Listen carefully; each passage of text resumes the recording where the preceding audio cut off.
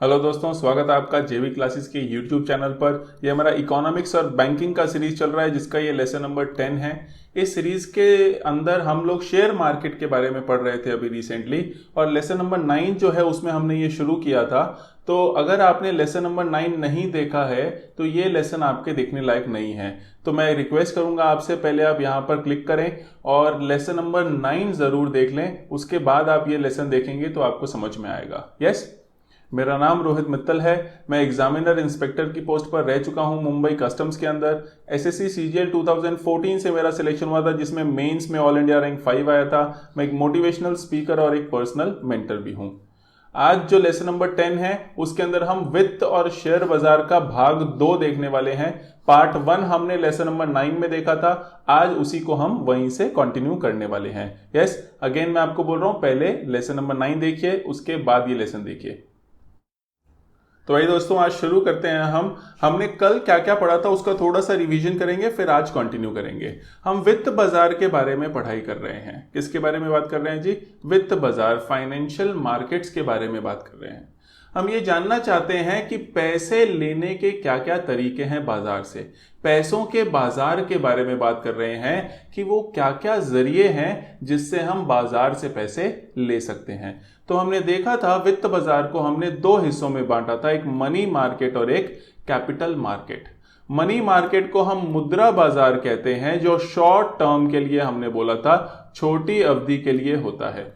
और capital market को हम पूंजी बाजार कहते हैं, जो या तो लॉन्ग टर्म के लिए होता है, लंबी अवधि के लिए होता है, या फिर अनिश्चित अवधि के लिए। अनिश्चित बोले तो कि अभी पता नहीं कि पैसे कब लौटाएंगे, उसके लिए होता है।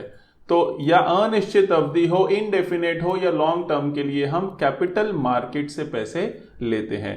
छोटी अवधि 1 साल से कम की अगर होगी तो हम मनी मार्केट के पास जाएंगे, और कैपिटल मार्केट जाएंगे जब 1 साल से ज्यादा का समय चाहिए होगा हमें। उस मनी मार्केट के अंदर हमने 3 प्रकार के बाजार देखे थे: call money market, notice money market और term money market. Call market हमने बोला था 1 दिन का बाजार होता है। क्या होता है जी कॉल मनी मार्केट? 1 दिन का बाजार। 1 दिन का बाजार से मतलब क्या है कि आज पैसे लिए हैं, कल वापस कर देंगे। 1 दिन के अंदर अंदर पैसे लौटा दिए जाएंगे, तो वो कौन से बाजार में काउंट होते हैं? कॉल मनी मार्केट में। फिर नोटिस मनी मार्केट होता है 2 से 14 दिन के लिए। किसके लिए जी? 2 से 14 दिन। 2 दिन मिनिमम और 14 दिन मैक्सिमम अगर आपको पैसे लेने हैं तो आप नोटिस मनी मार्केट से ले सकते हैं। और 14 दिन से लेकर 1 साल तक के लिए अगर आपको पैसे लेने हैं तो आप अवधि मुद्रा बाजार, टर्म मनी मार्केट से पैसे ले सकते हैं। यस, तो ये मनी मार्केट की हमने बात की थी छोटी अवधि के लिए। इसके इंस्ट्रूमेंट्स हम आज देखने वाले हैं कि कैसे पैसे लेते हैं। साथ ही हमने बात की थी कैपिटल मार्केट के बारे में। कैपिटल मार्केट में हमने ज्यादा समय व्यतीत किया था। कैपिटल मार्केट में हमने देखा था 2 तरीके के बाजार होते हैं। एक तो डेट मार्केट होता है, जिसे फैंसी भाषा में ऋण बाजार हम कह सकते हैं, और एक इक्विटी मार्केट होता है जो शेयर बाजार का दूसरा नाम है। एक तो ऋण बाजार है और एक शेयर बाजार है। ऋण बाजार क्या था अगर आपको याद आ रहा हो तो? ऋण बाजार में ऋण चढ़ता है। जो पैसे आप लेते हो वो आपको ब्याज समेत कभी ना कभी चुकाने पड़ते हैं। ऋण बाजार में पैसे वापस करने पड़ते हैं, पर इक्विटी मार्केट में, शेयर बाजार में आपको पैसे वापस करने की कोई आवश्यकता नहीं है, क्योंकि इक्विटी मार्केट के अंदर, शेयर मार्केट के अंदर आपको मालिकाना हक मिलता है। आपको मालिकाना हक मिलता है पैसों के बदले। आप मालिक बन जाते हो, जितने पैसे डालते हो उसके हिसाब से फिर प्रॉफिट या लॉस का शेयर मिलता है आपको, ना कि वो पैसे वापस मिलते हैं। ऋण बाजार के अंदर हमने बहुत कुछ देखा था। एक अगर आपको याद आ रहा हो तो हमने बॉन्ड्स के बारे में देखा था, जिसमें मूल और ब्याज दोनों सुरक्षित होते हैं। एक अपने डिबेंचर्स के बारे में देखा था, जिसमें आपको ब्याज तो नियतकालिक रेगुलरली मिलता रहता है, लेकिन अगर कंपनी डूब जाती है तो आपका मूल सुरक्षित नहीं है। फिर हमने देखा था कन्वर्टिबल बॉन्ड या डिबेंचर क्या होते हैं। ऐसे बॉन्ड या डिबेंचर जिन्हें शेयर में तब्दील किया जा सकता है। और एक आखिरी हमने देखा था जीरो कूपन बॉन्ड या डिबेंचर क्या होते हैं। ये बहुत इंपॉर्टेंट थे। इनको हम डिस्काउंटेड बॉन्ड या डिबेंचर भी कहते हैं। आपको ये आना चाहिए। जीरो कूपन बॉन्ड या डिबेंचर क्या होते हैं? ऐसे बॉन्ड या डिबेंचर जिसमें इंटरेस्ट जो है, ब्याज जो है वो कितना मिल रहा है? 0% मिल रहा है। तो पैसों की कमाई कैसे होती है? डिस्काउंट से। फेस वैल्यू पे डिस्काउंट मिलता है और फेस वैल्यू पे मेच्योरिटी होती है। तो डिस्काउंट मिलता है, 110 रुपए का बॉन्ड है या 100 रुपए का बॉन्ड है, तो हमें 90 का ही पड़ेगा या 95 का पड़ेगा, डिस्काउंट में आएगा। और मेच्योर जब वो होगा तो जितना लिखा हुआ था उतना ही मिलेगा। तो पहले से ही पता होता है कितनी इनकम होने वाली है, इसलिए इन्हें फिक्स्ड इनकम सिक्योरिटीज भी हम कह सकते हैं। यस, तो जीरो कूपन बॉन्ड या डिबेंचर हमने देखा 0% इंटरेस्ट के साथ, या जिनको डिस्काउंटेड फॉर्म हम कहते हैं। ये ऋण लेने के अलग अलग तरीके हैं। फिर हमने देखा था इक्विटी मार्केट क्या होता है? शेयर बाजार ऐसी जगह होती है जहां पर शेयर्स का खरीदना और बेचना किया जाता है। क्या? जहां पर शेयर्स का खरीदना बेचना किया जाता है उसे शेयर बाजार कहते हैं। तो ये खरीदना बेचना कब किया जाएगा? जब पहले तो कंपनी शेयर निकालती है मार्केट के अंदर और फिर लोग आपस में खरीदते बेचते हैं। तो जब कंपनी शेयर बेचती है पहली बार लोगों को, उसको हम प्राइमरी मार्केट कहते हैं, प्राथमिक बाजार कहते हैं। इसमें कंपनी बेचती है। क्या जी? कंपनी बेचती है, कंपनी बेचती है तो प्राइमरी है, और लोग ही बेचते हैं, लोग ही खरीदते हैं तो वो सेकेंडरी है। पहली बार जब कोई शेयर बाजार में आता है तो वो प्राइमरी मार्केट से आता है। हमने देखा था आईपीओ, एफपीओ, राइट्स इश्यू, है ना, ये सब क्या था? Private placement. ये पहली बार शेयर बाजार में आ रहा है। आईपीओ अगर आपको याद आ रहा हो, इनिशियल पब्लिक ऑफरिंग। कंपनी भी पहली बार है और शेयर भी पहली बार है। सब कुछ पहली बार जब हुआ था तब वो प्राइमरी मार्केट था। फिर एफपीओ में भी शेयर पहली बार है, कंपनी पहले आ चुकी है। फिर राइट्स इश्यू हमने देखा था कि जो दोबारा आने वाले शेयर हैं वो वही खरीद सकता है जिसके पास पहले वाले शेयर हों। और फिर प्राइवेट प्लेसमेंट में आम जनता को शेयर ना बेचकर कुछ लोगों को, 2, 4, 5 लोगों को शेयर बेचे जाते हैं। इसको हम प्राइमरी मार्केट कहते हैं। क्या कहते हैं जी? प्राइमरी मार्केट कहते हैं, प्राथमिक बाजार कहते हैं, जिसके अंदर पहली बार कंपनी शेयर बेचती है और लोग शेयर खरीदते हैं। एक बार लोगों के पास शेयर आ गए तो कोई बेचना चाहता है और कोई खरीदना चाहता है, लेकिन बेचने और खरीदने वाले एक दूसरे को नहीं जानते, इसलिए वो शेयर बाजार में आकर मिलते हैं और सेकेंडरी मार्केट बनाते हैं। जो हम सेकेंडरी मार्केट, शेयर बाजार जो भी हम समझते हैं, वो सारा का सारा सेकेंडरी मार्केट का हिस्सा है, द्वितीय बाजार का हिस्सा है, जहां पर लोग बेचते हैं और लोग खरीदते हैं।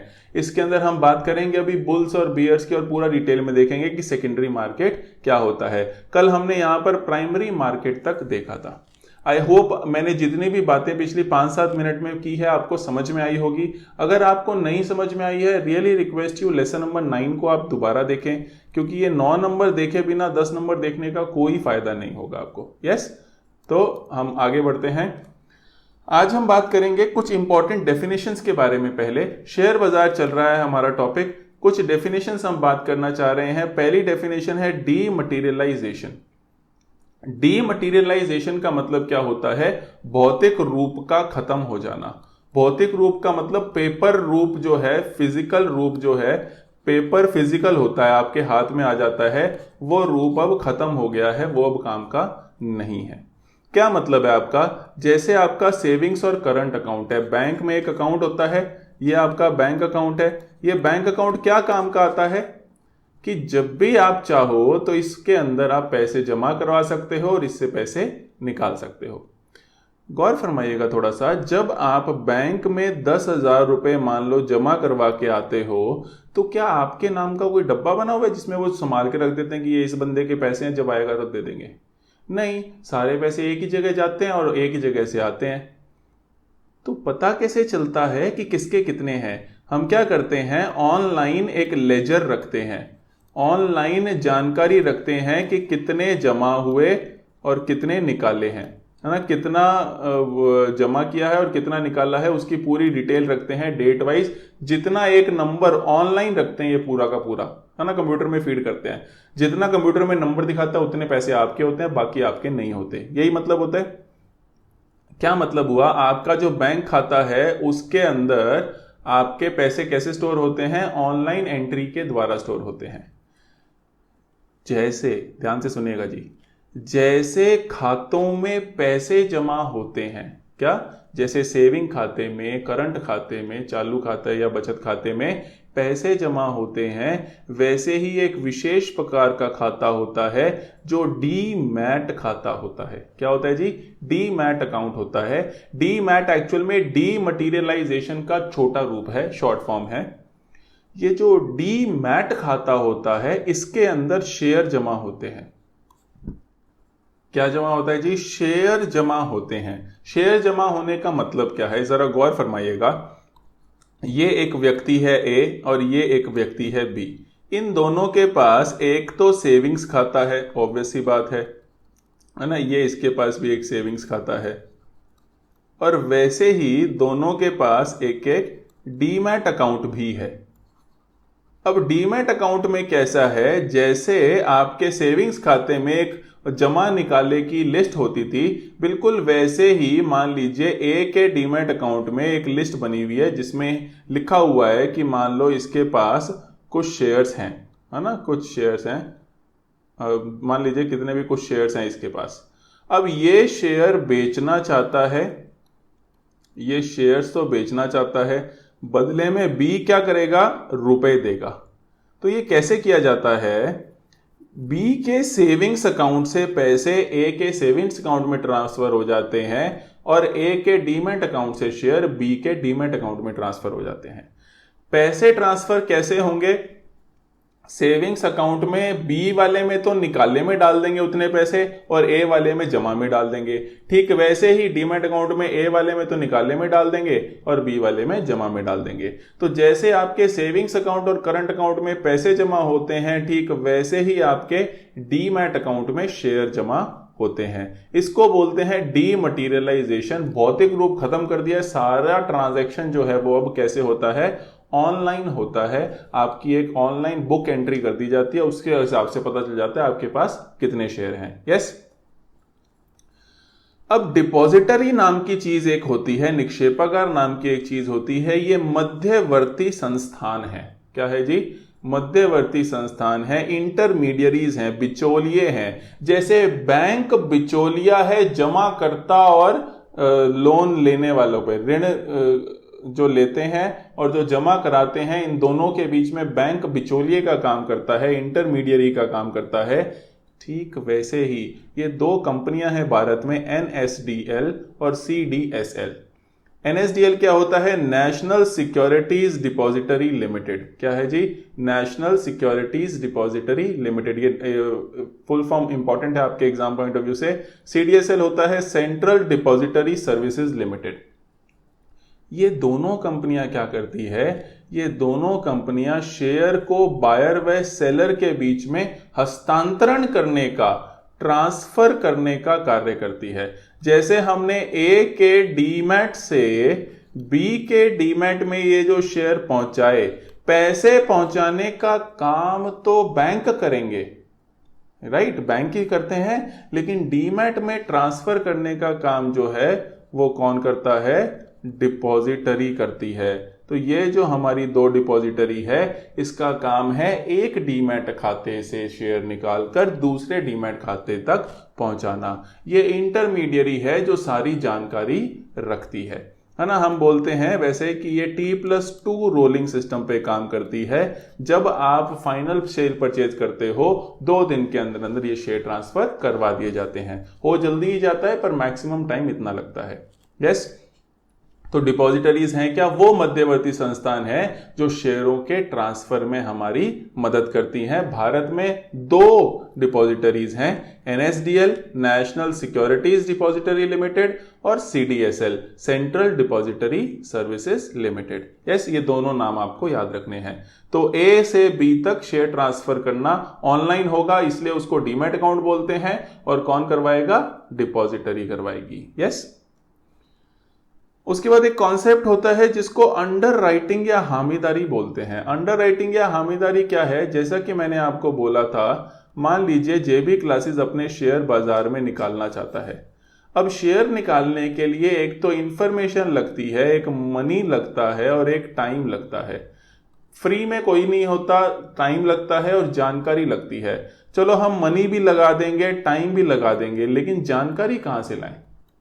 भाई हमें तो पढ़ाना आता है, गवर्नमेंट जॉब की तैयारी करनी आती है, हमें क्या पता कि शेयर मार्केट में क्या करना चाहिए, गहराई में जानकारी, कैसे एडवर्टीजमेंट करनी चाहिए, कैसे लोगों से पैसे लेने हैं, कितने रुपए का शेयर हो, कहां पर निकालना है, कौन से शेयर मार्केट में, ये पूरी जानकारी जो इतनी है ये हमें नहीं पता है। मान लो जेबी क्लासेस को 100 करोड़ के शेयर निकालने हैं, मैं आपको एक बेसिक एग्जांपल लेके दे रहा हूं। तो जेबी क्लासेस शेयर मार्केट में जाने की बजाय ये काम जेबी क्लासेस नहीं करता। तो इसके बदले ही जेबी क्लासेस क्या करता है, मान लो किसी बैंक के पास जाता है, ये जनरली एक इन्वेस्टमेंट बैंक होता है या किसी बैंक की इन्वेस्टमेंट शाखा होती है ना, निवेश बैंक होता है। ये जो निवेश बैंक है इसके पास जाके हम क्या बोलते हैं, इससे हम अंडर राइटिंग करवाते हैं। क्या करवाते हैं जी? अंडर राइटिंग करवाते हैं। अंडर राइटिंग का मतलब क्या है, हम अपने शेयर इसको बेचेंगे, बदले में ये हमें 90 करोड़ 95 करोड़ जो भी होगा अपने रिस्क पर दे देगा, ये फाइनल कर देगा। अब ये बैंक जाएगा BSE के पास, स्टॉक एक्सचेंज के पास, और ये बैंक हमारे लिए शेयर बाजार में निकालेगा। तो अंडर राइटिंग का मतलब क्या है कि कोई इन्वेस्टमेंट बैंक या कोई ऐसे संस्थान जो आपकी जगह पर आपके शेयर बाजार में निकालने का कार्य करते हैं। देखो क्या लिखा हुआ है, पहली बार शेयर बाजार में निकालने के लिए बहुत सूचना, समय और पैसों की जरूरत होती है। इंफॉर्मेशन, टाइम और मनी चाहिए। इनके साथ ही हर कोई कंपनी शेयर बाजार में कब, कितने में और कैसे निकालने चाहिए नहीं जानती। तो इन सभी दिक्कतों को दूर करने के लिए शेयर पहले एक इन्वेस्टमेंट बैंक को दे दिए जाते हैं, जो इन्हें बाजार में अपने रिस्क पर, ये तो नहीं है, अपने रिस्क पर निकालने का काम करता है। इसे हामीदारी कहते हैं। ये निवेश बैंक जो है, इन्वेस्टमेंट बैंक जो है, ये खुद रिस्क उठाता है, पैसे लेने का लोगों से, पूरी जानकारी का इस्तेमाल करता है, इसके लिए इसको अपनी फीस मिलती है। तो जब कोई और मध्यवर्ती संस्थान अपने रिस्क पर आपकी कंपनी के शेयर बाजार में निकालता है, तो वो आपके लिए क्या कर रहा है, अंडर राइटिंग कर रहा है।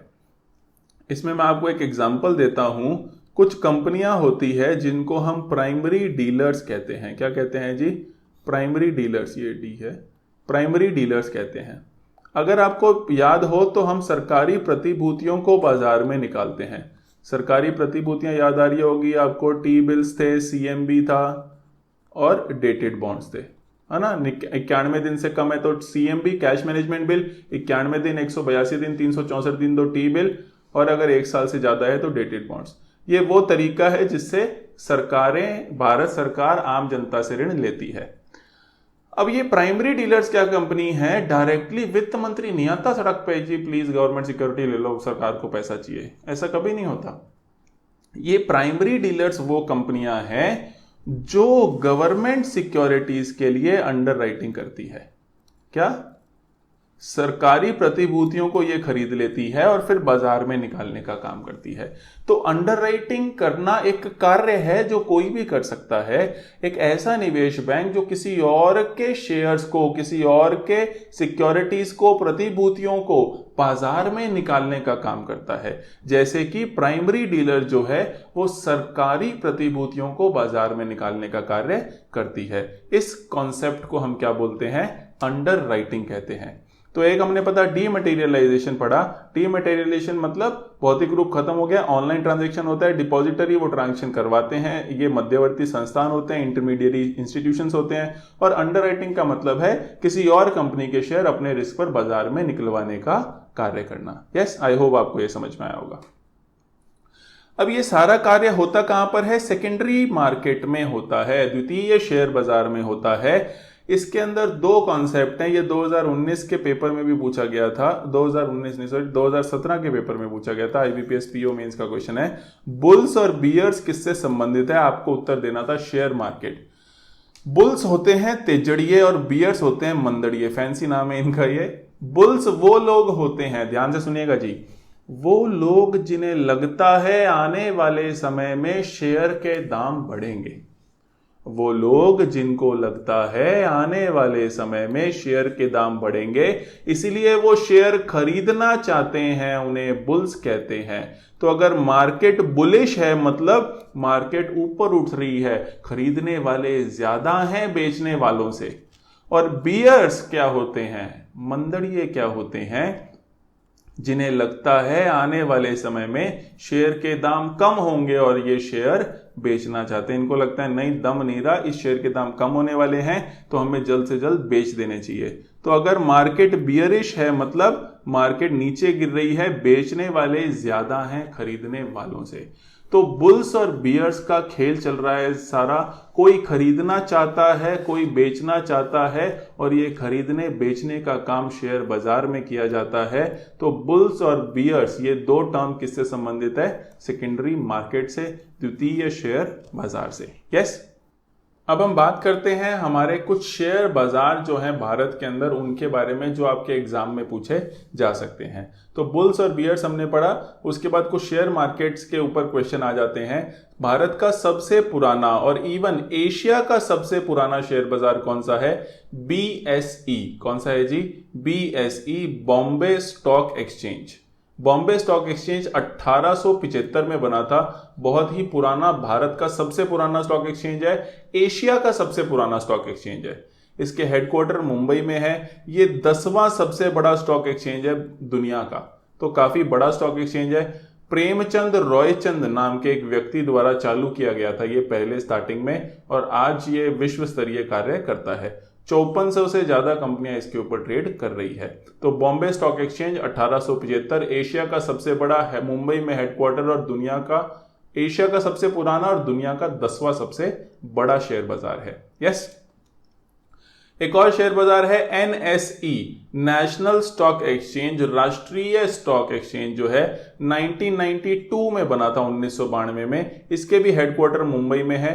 फेरवानी कमेटी की सिफारिश पर यह स्टॉक एक्सचेंज बनाया गया था। तो फेरवानी कमेटी आपको नाम याद रखना है। फर्स्ट डीम्यूचुअलाइज्ड इलेक्ट्रॉनिक एक्सचेंज, पहला डीम्यूचुअलाइज्ड इलेक्ट्रॉनिक मतलब ऑनलाइन एक्सचेंज ये हमारा था। 2100 से ज्यादा कंपनियां इसके ऊपर ट्रेड करती हैं। यस, एक और स्टॉक एक्सचेंज है जिस पर एक बार क्वेश्चन आया था, OTCEI, over the counter exchange of India. ये भी 1992 में बना था, हेडक्वार्टर मुंबई में है। ये सही पहला इलेक्ट्रॉनिक एक्सचेंज था, और लेकिन ये अब 31 मार्च 2015 के बाद ये कार्य नहीं करता है। Yes, over the counter exchange of India 1992, national stock exchange 1992, Pherwani committee headquarter Mumbai, Bombay stock exchange 1875, Mumbai, Asia का सबसे पुराना और दुनिया का 10वां सबसे बड़ा। ये हमारे स्टॉक एक्सचेंज है। पर इसमें क्वेश्चन एक और जो हमारे सामने आता है अक्सर, वो आता है इंडाइसेस के ऊपर, सूचकांक के ऊपर। ये सूचकांक क्या होते हैं, ये नाम आपने सुना है, पहले याद कीजिए। सेंसेक्स नाम आपने सुना होगा, निफ्टी नाम आपने सुना होगा। ये होता क्या है सेंसेक्स निफ्टी, ये हम जानने वाले हैं अभी। थोड़ा सा ध्यान से समझिएगा। हम क्या करते हैं, हम हर कंपनी का एम कैप निकालना चाहते हैं। क्या निकालना चाहते हैं जी, एम कैप निकालना चाहते हैं। ये एम कैप क्या चीज होती है, एम कैप की फुल फॉर्म है मार्केट कैपिटलाइजेशन। क्या फुल फॉर्म है जी, मार्केट कैपिटलाइजेशन, बाजार पूंजीकरण। मार्केट कैपिटलाइजेशन या बाजार पूंजीकरण का मतलब क्या है, बाजार में कितने शेयर हैं इनटू मार्केट वैल्यू कितनी है। कहने का मतलब क्या है, ध्यान से सुन रहे हैं, एकदम साधारण भाषा में मैं बोलूं तो कितने रुपए देकर बाजार में बिक रहे सारे शेयर मैं किसी कंपनी के खरीद सकता हूं, है ना। कितने रुपए लगेंगे कि सारे के सारे शेयर मैं किसी कंपनी को पूरी तरीके से खरीद सकता हूं, 100%। जो भी बाजार में बिक रहे हैं वो सारे के सारे मैं खरीद लूं, ये एम कैप होता है उस कंपनी का। तो हम क्या करते हैं, जो भी स्टॉक एक्सचेंज है, मान लो BSE स्टॉक एक्सचेंज है, 5400 कंपनियां हैं, तो 5400 की 5400 को हम एम कैप के हिसाब से अरेंज करते हैं कि ये 1 नंबर, ये 2 नंबर, ये 3 नंबर, ये 4 नंबर, चेंज होता रहता है कम ज्यादा प्राइस के हिसाब से। लेकिन हम एक डिसेंडिंग ऑर्डर में अरेंज करते हैं कि सबसे बड़ी कंपनी सबसे पहले कौन सी होती है, सबसे बड़ी कंपनी होती है। यस, किसके हिसाब से, एम कैप के हिसाब से सबसे बड़ी कंपनी सबसे ऊपर, फिर छोटी, फिर छोटी, फिर छोटी, फिर छोटी, फिर छोटी। यस, अब हम क्या बोलते हैं, सेंसेक्स बीएसई की 30 कंपनियों का सूचकांक है। ध्यान से सुनिएगा जी, सेंसेक्स वर्ड जो है ये सूचकांक है, ये एक इंडेक्स है, ये बीएसई की बॉम्बे स्टॉक एक्सचेंज की टॉप 30 कंपनियों का है। तो बीएसई की कंपनियां ऐसे हमने अरेंज कर ली, 29वीं भी कोई आएगी और 30वीं भी कोई आएगी। इन 30 के 30 कंपनियों को, ध्यान से सुनिएगा, इन 30 के 30 कंपनियों को मैं कितने रुपए में खरीद सकता हूं। मान लो वो एक्स है, उसको मैंने 100 बोल दिया। 1978 में ये चालू हुआ था सेंसेक्स, उस 1978 में उसकी वैल्यू मैंने 100 रख दी।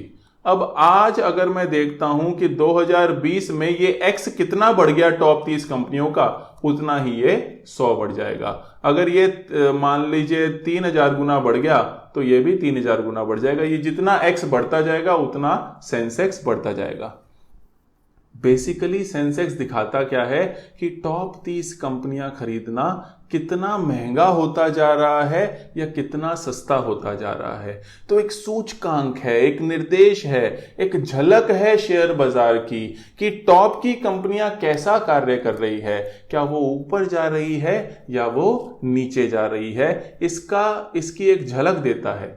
ये इतनी कहानी मैंने आपको सुनाई है, ये आपको समझ में आई है तो अच्छी बात है, नहीं भी समझ में आई है तो पेपर के लिए आपको क्या याद रखना है कि बीएसई सेंसेक्स 30 कंपनियां एमकैप के हिसाब से। बस ये 4 इंफॉर्मेशन आपको याद रखनी है। याद 3 ही करनी है कि बीएसई का होता है सेंसेक्स और उसमें कितनी कंपनियां होती है, 30। वैसे एक स्टैंडर्ड एंड पुअर बीएसई भी निकलता है जिसके अंदर 100 कंपनियां होती है। वैसे एक डॉलेक्स भी निकलता है जिसमें टॉप 100 कंपनियों को डॉलर के अंदर कन्वर्ट कर देते हैं हम, है ना। सेंसेक्स में 30 कंपनियां, एसएनपी बीएसई में 100 कंपनियां, और इसका जब डॉलर वैल्यू निकालते हैं तो उसको हम क्या बोलते हैं, डॉलेक्स बोलते हैं। तो ये बॉम्बे स्टॉक एक्सचेंज की टॉप कंपनियों की बात हो रही है। ठीक इसी तरह से एनएसई की, नेशनल स्टॉक एक्सचेंज की भी टॉप 50 कंपनियों को निफ्टी कहते हैं और फिर 51 से 100 को निफ्टी जूनियर कहते हैं। टॉप 50 1 से लेकर 50 वाली जो है वो निफ्टी बन जाएगी, उनका जो पूरा टोटल होएगा, और 51 से 100 जो होगी वो निफ्टी जूनियर बन जाएगी। तो जितना ज्यादा ये निफ्टी बढ़ेगा मतलब टॉप 50 कंपनियां एनएसई की उतना अच्छा काम कर रही है। जितना निफ्टी नीचे जा रहा है मतलब टॉप 50 कंपनियां उतना गड़बड़ काम कर रही है। यस, तो है क्या इंडेक्स, क्या है सूचकांक, क्या है एक झलक है, एक सूचक है किस चीज का, कि टॉप कुछ कंपनियां कैसा कार्य कर रही है किसी पर्टिकुलर शेयर बाजार के अंदर। ये क्वेश्चन अक्सर पूछा जाता है कि बीएसई की सेंसेक्स में कितनी कंपनियां हैं या सेंसेक्स किसका है, ऐसे क्वेश्चंस अक्सर एग्जाम में आ जाते हैं। ये कुछ क्वेश्चंस हैं आपके लिए जो आपको याद रखने चाहिए, थोड़े ज्यादा हैं, आई अंडरस्टैंड। ये पीडीएफ आपको मिल ही रही होगी, आई होप। रेगुलरली पीडीएफ हम अपलोड कर रहे हैं, तो पीडीएफ आप देख लीजिए। कुछ आप थोड़ा सा आपको याद रखना पड़ेगा। यूएसए के कौन से हैं मैं आपको थोड़ा सा इंपॉर्टेंट बता देता हूं। डाउ जोन्स बोलते हैं जो 30 कंपनियों का है और न्यूयॉर्क स्टॉक एक्सचेंज की, और एक नैस्डैक है जो 100 कंपनियों का है। यस, ऑस्ट्रेलिया के हैं कुछ, एक एसएनपी एएसएक्स 200 कंपनियों का है। ब्राजील का कम इंपॉर्टेंट है। चाइना का एसएसई है 932 कंपनीज का। हांगकांग का हांगसेंग, ये क्वेश्चन आ चुका है पहले। यूएसए वाला क्वेश्चन आ चुका है पहले। इंडिया का आपको पता ही है। जापान का निक्की बहुत बार क्वेश्चन आया है। न्यूजीलैंड का एनजीएक्स, पाकिस्तान का केएसई 100, साउथ कोरिया कोस्पी बहुत बार क्वेश्चन आया है ना। अर्जेंटीना मरवैल बहुत बार क्वेश्चन आया है। इंग्लैंड के अंदर एफटीएसई 100 होता है, ये बहुत बार क्वेश्चन आया है। तो ऐसे क्वेश्चन पूछे जा सकते हैं। यस, थोड़ा सा आप बार बार इस लिस्ट को देखते जाएंगे तो आपको याद हो जाएगा। जितने मैंने एटलीस्ट आपको टिक किए हैं ये तो आपको आने ही चाहिए। एक और इंपॉर्टेंट डेफिनेशन देखते हैं जिसका नाम है ASBA, application supported by blocked amount. ये आईपीओ के अंदर काम आती है। आईपीओ क्या चीज था, अगर आपको याद आ रहा हो, आईपीओ प्राइमरी मार्केट का एक हिस्सा है। प्राइमरी मार्केट का हिस्सा था। प्राइमरी मार्केट के अंदर हम पहली बार जब कंपनी शेयर निकालती है अपने, तो वो आईपीओ करती है, अगर आपको याद आ रहा हो। यस, कंपनी भी पहली बार है और शेयर भी पहली बार है, तो वो प्राइमरी मार्केट था, आईपीओ था। अब होता क्या है, सोच के देखिए। मान लीजिए मेरे को जेबी क्लासेस के शेयर निकालने थे और आप लोग 10 लोग थे आपस में, और 10 लोगों के लिए मेरे पास 4 शेयर बाकी थे, और मैंने आपके पास आके पूछा जी कौन कौन 4 लोग ये शेयर लेना चाहते हैं। आप 10 के 10 ने हाथ उठा दिया। मैं कहा चलो यार अपने ही लोग हैं, कोई बात नहीं, मैं कल शेयर लेके आऊंगा, आप पैसे लेके आना, अपने पैसे ले लेंगे। तो जो लॉटरी निकालेंगे जिसके पास होंगे, जिसकी लॉटरी निकलेगी उसको हम शेयर दे देंगे। तो मैं अगले दिन जब आया तो मैंने बोला हाँ जी किस किस को शेयर लेने हैं, तो 10 के 10 ने हाथ नहीं उठाया।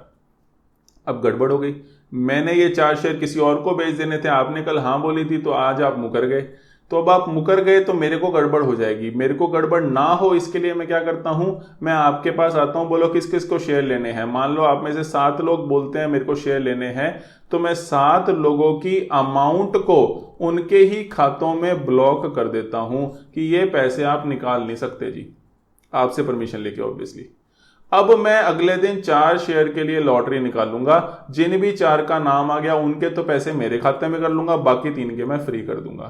तो अब आप मुकर नहीं सकते, क्योंकि आईपीओ में बाद में आप मुकर जाओ, पैसे दो नहीं तो गड़बड़ हो जाएगी। इसीलिए पहले ही आपके पैसे को ब्लॉक कर दिया जाता है, आपके अमाउंट को, ताकि आप आईपीओ से मुकर ना पाओ। ऐसा ही राइट्स इश्यू में भी होता है, बाकी सब चीजों में भी होता है, हर तरीके के प्राइमरी मार्केट में ऐसा होता है। यस, तो इसको बोलते हैं ASBA, application supported by blocked amount. Yes, तो ये सारा हमने क्या देखा है, ये सारा हम शेयर बाजार के बारे में देख रहे थे, हम इसको पूरा पढ़ रहे हैं। हमने प्राइमरी मार्केट को पूरी तरीके से देख लिया है और हमने अब सेकेंडरी मार्केट को भी पूरी तरीके से देख लिया है। अब मैं आपको क्या बताना चाहता हूं कि मनी मार्केट में पैसे लेने के इंस्ट्रूमेंट कौन से हैं, वो क्या तरीके हैं जिनसे हम मनी मार्केट से पैसे ले सकते हैं, है ना। यहां पे आपको इंस्ट्रूमेंट पता चल गए, मनी मार्केट के इंस्ट्रूमेंट पता नहीं चले हैं, तो वो हम पढ़ते हैं। मनी मार्केट का पहला इंस्ट्रूमेंट है कमर्शियल बिल। क्या नाम है जी, कमर्शियल बिल। क्वेश्चन बिल्कुल आ सकता है, थोड़ा सा ध्यान से सुनिए। थोड़ा ऐसा हो सकता है आपको कम समझ में आ रहा हो, थोड़ा सा टिपिकल है, पर अगर आप ध्यान से सुनेंगे तो समझ में आएगा। वाणिज्यिक हुंडी भी कहते हैं, कमर्शियल बिल कहते हैं, वैसे सीबी भी कहते हैं। कमर्शियल बिल क्या होता है, मान लीजिए एक बायर है और एक सेलर है। सेलर ने कोई सामान बेचा बायर को, लेकिन बायर के पास चुकाने के लिए पैसे नहीं है। बायर के पास चुकाने के लिए पैसे नहीं है, लेकिन बायर ने बैंक के साथ सेटिंग कर रखी है। क्या कर रखी है जी, सेटिंग। किसी बैंक के साथ सेटिंग है बायर की, तो बायर क्या करता है, बायर इस सेलर को एक सीबी इशू करता है, issued by buyer, commercial bill issue करता है।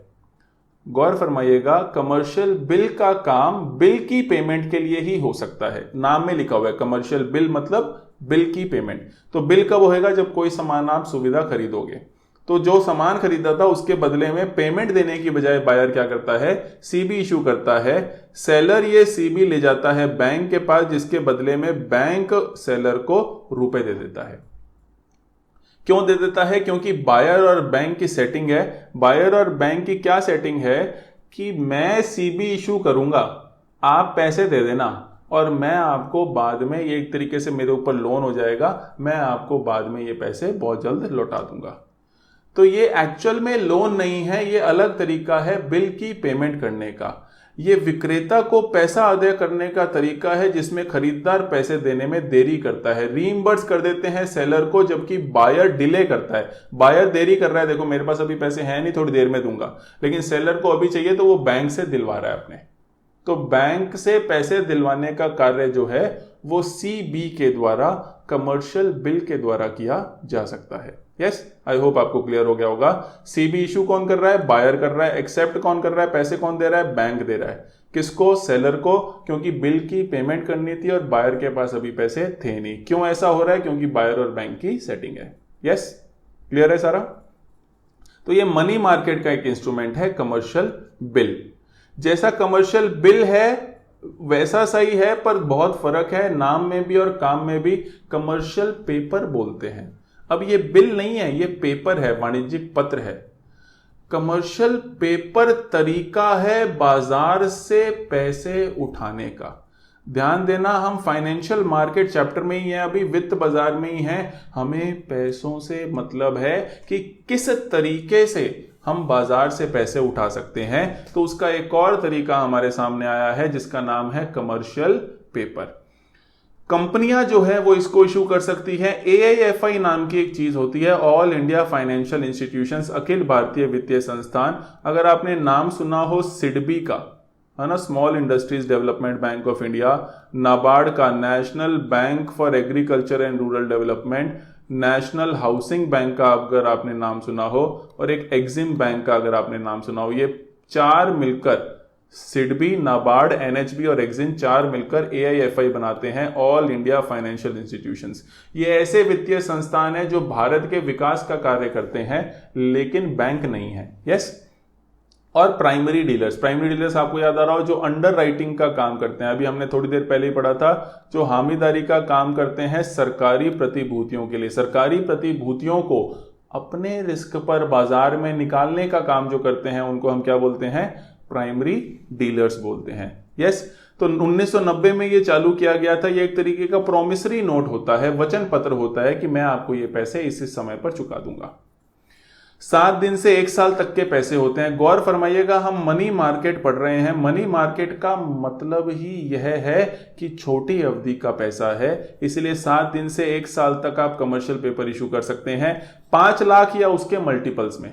मतलब क्या है, 5 लाख, 10 लाख, 15 लाख, 20 लाख ऐसे ही इशू कर सकते हो आप। 2.5 लाख का, 4 लाख का इशू नहीं कर सकते।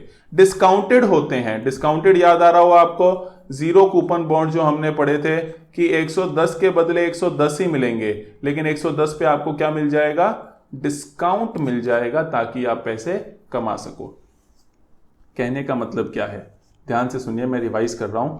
कमर्शियल पेपर जो है वो बाजार से पैसे उठाने का तरीका है। कौन पैसे उठा सकता है, कंपनियां, एआईएफआई, ये चार जो हैं, और प्राइमरी डीलर्स, ये 3 लोग कमर्शियल पेपर जारी करके पैसे उठा सकते हैं।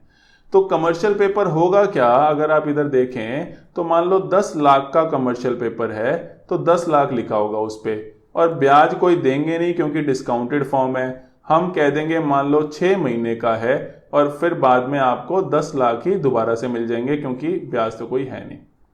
लेकिन इस पे हम डिस्काउंट दे देंगे कि ये आपको मान लो 9.25 लाख में मिल जाएगा और फिर 6 महीने बाद आके आप 10 लाख ले जाना मेरे से। 5 लाख या उसके मल्टीपल्स में ही होगा, 7 दिन से 1 साल के लिए होगा। और जब आप 6 महीने बाद जाओगे तो आपको 10 लाख रुपए आपके मिल जाएंगे, 9.25 के बदले आपको 10 मिल जाएंगे। तो ये पैसे लेने का तरीका हो गया छोटी अवधि के लिए कंपनियों, अखिल भारतीय वित्तीय संस्थान और प्राइमरी डीलर के जरिए। ये छोटी छोटी सी इंफॉर्मेशन जो है कि सीपी कौन इशू कर सकता है, कितने दिन का हो सकता है, क्या डिनोमिनेशन होती है और ब्याज कितना मिलता है, ये चारों चीजें आपसे क्वेश्चन में पूछी जा सकती हैं। ध्यान दीजिए, हम पढ़ क्या रहे हैं, मनी मार्केट में छोटी अवधि के लिए बाजार से पैसे उठाने के तरीके क्या हैं। अगर आपको बिल की पेमेंट करनी है किसी, तो आप कमर्शियल बिल जारी कीजिए। अगर आपको वैसे ही पैसे लेने हैं तो आप कमर्शियल पेपर जारी कीजिए। और अगर कोई बैंक है या एएफआई है जो पैसे उठाना चाहता है, ध्यान दीजिएगा यहां कंपनियां थी मेजर, एएफआई को दोनों जगह अलाउ किया हुआ है क्योंकि वो भारत का विकास काम करती है। तो कंपनियां करती हैं तो सीपी है, लेकिन बैंक करते हैं तो उसे सीडी कहते हैं, सर्टिफिकेट ऑफ डिपॉजिट कहते हैं, जमा प्रमाण पत्र कहते हैं। ये जमा प्रमाण पत्र क्या चीज होती है, ये एक तरीके का यूसेंस प्रोमिसरी नोट है। यूसेंस का मतलब होता है मियादी, समय पूरा होने पर पैसे चुकाए जाएंगे। प्रोमिसरी नोट वचन पत्र, वचन कागज, वचन देता हूं कि इतने पैसे ऐसे ऐसे चुका दूंगा। मियादी, यूसेंस का हिंदी मतलब होता है मियादी, मतलब टाइम पूरा होने पर मिलेंगे, मांगने पे नहीं मिलेंगे। या फिर डीमैट फॉर्म में होते हैं। डीमैट फॉर्म आप समझती हैं, डीमैट अकाउंट में आपके एंट्री हो जाती है कि बैंक को आपसे इतने पैसे लिए हुए हैं, आपको वापस करने हैं। कौन कौन इशू कर सकता है, बैंक इशू कर सकते हैं। आरआरबी जो होते हैं, रीजनल रूरल बैंक, क्षेत्रीय ग्रामीण बैंक, वो नहीं कर सकते, एएफआई कर सकते हैं। तो अखिल भारतीय वित्तीय संस्थान और बैंक इशू कर सकते हैं सीडी को। फंड्स डिपॉजिट कराओगे उसके लिए इशू किए जाते हैं। ऑब्वियसली आप बैंक को पैसा दोगे, उसके बदले में बैंक आपको सीडी देगा। 1 लाख और उसके मल्टीपल में हो सकता है, 1 लाख, 2 लाख, 3 लाख, 4 लाख हो सकता है। 1.5 लाख, 2.5 लाख, 3.5 लाख नहीं हो सकता। यहां पे 5 लाख था, यहां पे 1 लाख है। बैंक अगर पैसे लेंगे तो 7 दिन से 1 साल। गौर फरमाएं, मनी मार्केट पढ़ रहे हैं, 1 साल से कम के लिए। लेकिन एआईएफआई को विशेष छूट दी गई है। क्यों दी गई है? अगेन, ये भारत के विकास का कार्य करते हैं। ये सीडी के जरिए 1 साल से 3 साल तक के लिए पैसे ले सकते हैं। 1 साल तक के पैसे लेने हैं तो सीपी जारी करते हैं, और 3 साल तक के लिए पैसे लेने हैं तो ये सीडी जारी करते हैं। इनको इतना स्पेशल ट्रीटमेंट क्यों? भारत के विकास का, गरीबों की भलाई का कार्य कर रहे हैं। यस। कैन बी डिस्काउंटेड और फ्लोटिंग इंटरेस्ट रेट, या तो इंटरेस्ट रेट डिसाइड भी कर सकते हो आपकी जो इतनी इतनी ब्याज होगी, या फिर आप डिस्काउंटेड भी कर सकते हो, जो हमने यहां पर किया था कि 110 के बदले 110 ही मिलेंगे, ब्याज 0 रहेगा। चाहे तो डिस्काउंट दे दो, चाहे तो ब्याज दे दो, दोनों ही काम कर सकता है, बैंक की मर्जी है, जो इशू कर रहा है उसकी मर्जी है। No loans can be given, ये कानूनन रूप से सिक्योर्ड नहीं है। क्यों? क्योंकि प्रोमिसरी नोट जो होता है वो अनसिक्योर्ड होता है। लोन जो होता है वो कानूनन रूप से सिक्योर्ड होता है, उसके बदले आपकी संपत्ति ले जा सकता है बैंक। इसीलिए सीडी कहने का मतलब क्या, आप ऐसे सोचेगा कि मैंने 10 लाख रुपए का सीडी ले रखा है किसी बैंक का, मान लो पीएनबी का, और मेरे को अब जरूरत पड़ेगी कि मेरे को लोन चाहिए 6 लाख का, तो 6 लाख के बदले में पीएनबी मेरे को बोलेगा सर आप गिरवी क्या रखोगे, तो मैं बोलूंगा गिरवी क्या रखना है यार, मेरे 10 लाख तुमने पहले ही ले रखे हैं, ये सीडी पड़ा है मेरे पास, ये सीडी रख लो, तुमने पैसे देने, तुम थोड़ी भाग के जा रहे हो। तो ऐसा नहीं हो सकता जी, ये नॉट पॉसिबल है। सीडी के बदले में आप लोन नहीं ले सकते, सीडी के बदले में लोन नहीं ले सकते। नो बायबैक, बायबैक वापस भी नहीं खरीद सकता बैंक मैच्योरिटी से पहले। 6 महीने पूरे होंगे तो ही पैसे मिलेंगे, बीच में नहीं मिलेंगे। बैंक को हमेशा अवधि पसंद है, इसलिए बैंक को एफडी पसंद है, करंट अकाउंट नहीं पसंद, क्योंकि बैंक को फिक्स हो जाता है कि 6 महीने के लिए पैसा मेरा है। इसलिए सीडी का रूल क्या है कि इसे वापस मैच्योरिटी से पहले खरीदा नहीं जा सकता। ये तो 6 महीने पूरे होंगे तो ही आपके पैसे मिलेंगे, 6 महीने या 8 महीने या 9 महीने जितने का भी है वो जब पूरा होगा तभी मिलेगा। यस। तो सीपी 7 दिन से 1 साल, सीडी भी 7 दिन से 1 साल बैंकों के लिए, एएफआई के लिए 1 साल से 3 साल। ये सीपी में 5 लाख और मल्टीपल है, सीडी में 1 लाख और मल्टीपल है। ये डिस्काउंटेड ही होते हैं, ये डिस्काउंटेड भी हो सकते हैं और ब्याज भी दे सकते हैं, और इसके ऊपर ना तो लोन है ना ही मैच्योरिटी से पहले वापस खरीदा जा सकता है। सीपी कौन इशू करता है? कंपनियां, एएफआई या प्राइमरी डीलर। और सीडी कौन इशू करता है? या तो एएफआई या फिर बैंक्स इशू करते हैं। तो ये 3 सीबी, सीपी और CD, commercial bill, commercial paper और सर्टिफिकेट ऑफ डिपॉजिट, ये 3 इंस्ट्रूमेंट्स हैं, औजार हैं कि कैसे हम मनी मार्केट से, मुद्रा बाजार से पैसे उठा सकते हैं। यस। तो आज इतना ही करते हैं, क्योंकि ज्यादा पढ़ाऊंगा तो आपके ऊपर से निकल जाएगा। इस वीडियो को जरूर से लाइक करें, कुछ कहना चाहते हैं तो कमेंट करें। ये हमने पार्ट 2 पूरा किया है वित्त बाजार का, पैसे लेने का। अभी विदेश से पैसे कैसे लेने हैं, और फिर futures market, commodity derivative market, SEBI क्या होता है, ये सब कुछ चीजें हमारी बाकी रह गई है, जिसके लिए अगली क्लास पार्ट 3 बनेगी इस सेशन का। Thank you very much for watching, take care, bye bye. मिलते हैं कल पार्ट 3 के लिए। यस।